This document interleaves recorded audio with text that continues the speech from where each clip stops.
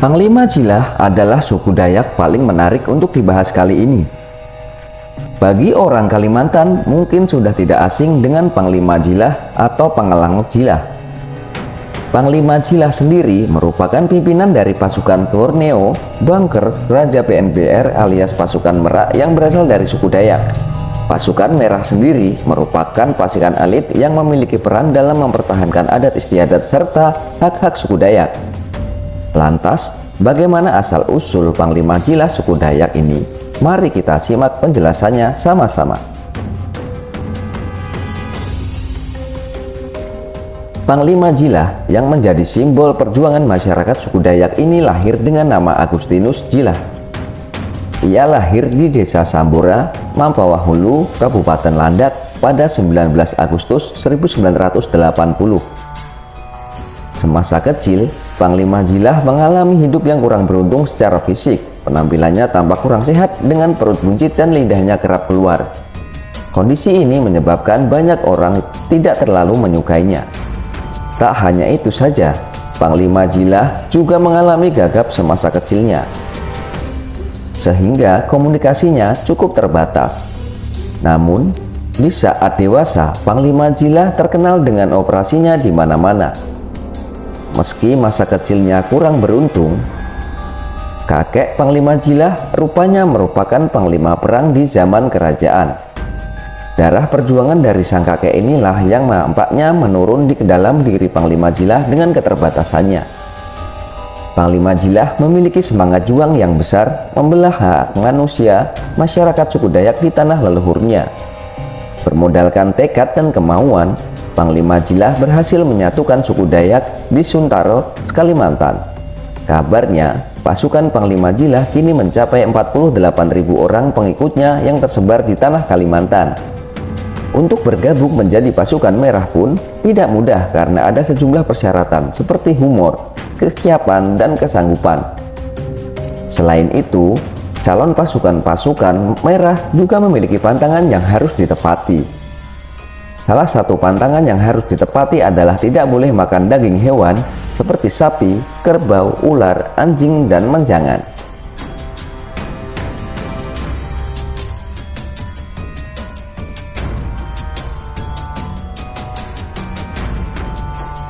Dan begitu juga dengan kesaktian Panglima Burung yang masih asing namanya di telinga masyarakat.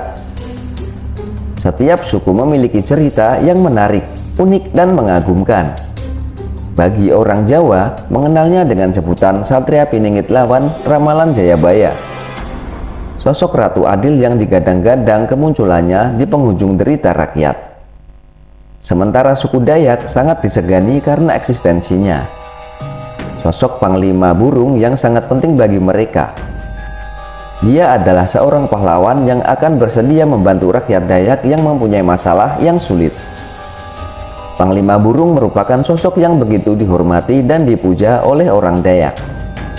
Konon katanya, masalah sebesar dan serumit apapun dapat segera diselesaikan saat Panglima Burung muncul.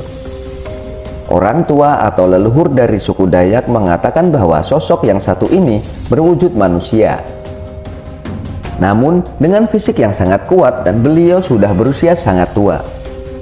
Namun ada juga yang mengatakan bahwa Panglima Burung adalah sosok gaib yang bisa dipanggil melalui suatu ritual khusus.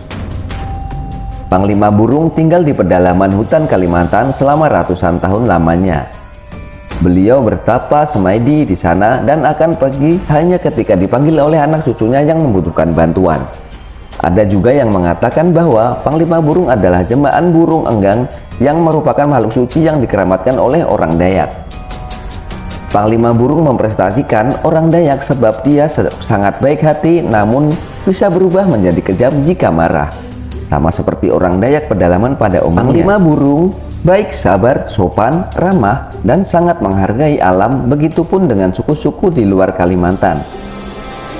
Karena fakta sesungguhnya rata-rata masyarakat Dayak dikenal sangat kalem, ramah, tidak suka dengan kekerasan, namun dapat berubah total 180 derajat jika mereka mengamuk, terutama jika menyangkut harga diri keluarganya.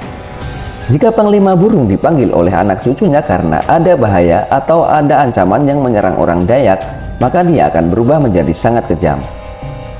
Tanpa rasa tega, ia akan menghabisi orang-orang yang menyakiti anak-anak keturunannya.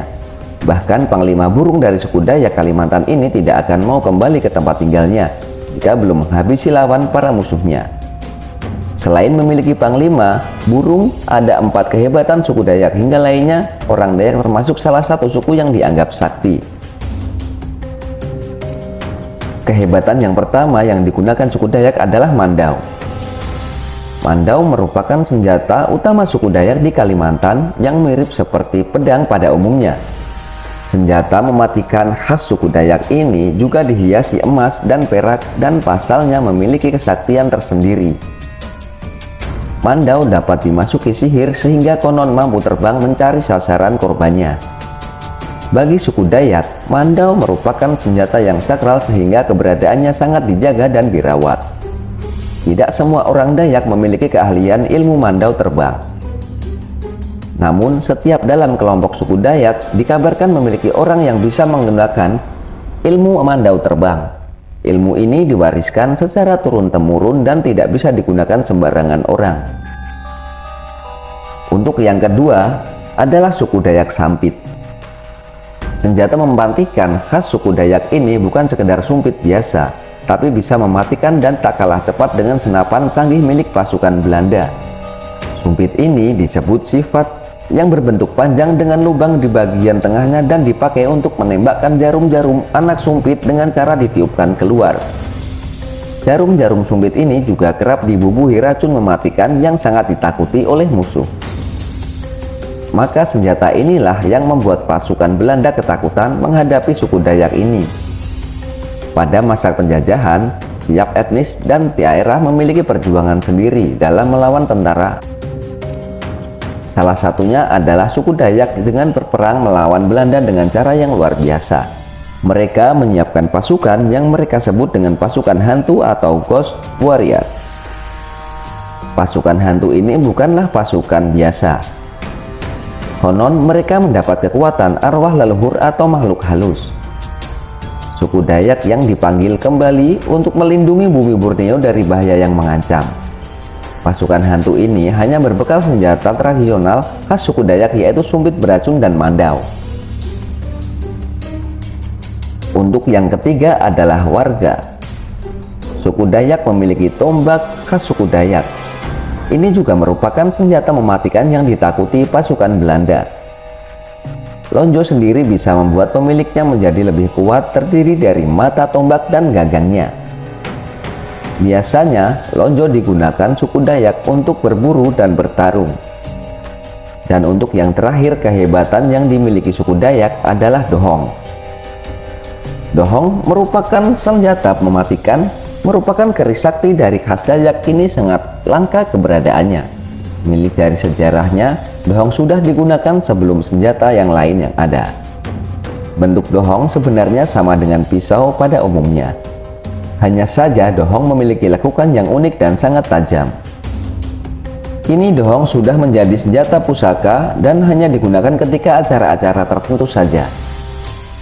Demikian ceritaku yang aku bahas kali ini terkait kehebatan orang Dayak. Semoga informasi ini menjadi pengetahuan keragaman suku bangsa di Indonesia.